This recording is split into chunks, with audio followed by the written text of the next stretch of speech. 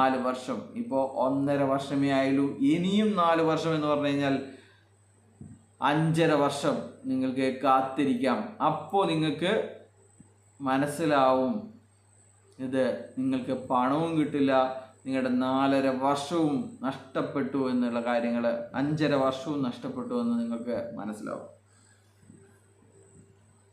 അപ്പോൾ ഇന്ന് സൂം മീറ്റിങ്ങിൽ വന്നിട്ട് തള്ളിമറിച്ച എല്ലാവരുത്തന്മാരോടും ചോദിക്കുകയാണ്, എന്ത് ബിസിനസ്സാണ് നിങ്ങൾ ചെയ്തത്?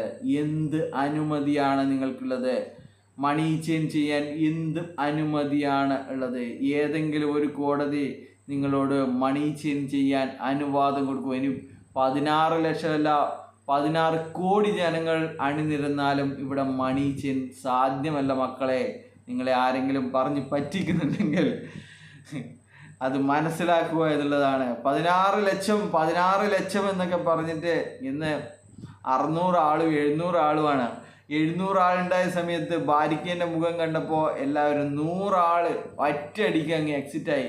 അവൻ്റെ തള്ളു കേൾക്കാൻ നമുക്ക് സമയമില്ല എന്ന് പറഞ്ഞിട്ട് പിന്നെ കണ്ടത് 600 ആൾക്കാർ മാത്രമാണ്.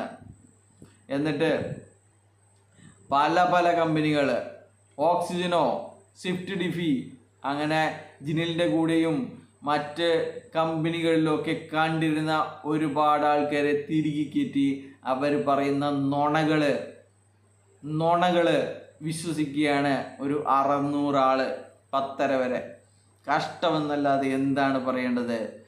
ഈ വിനുമാരാറ് ഓക്സിജനോ ചെയ്തിട്ടില്ലേ? ഫിജീഷ് ഓക്സിജനോ ചെയ്തിട്ടില്ലേ?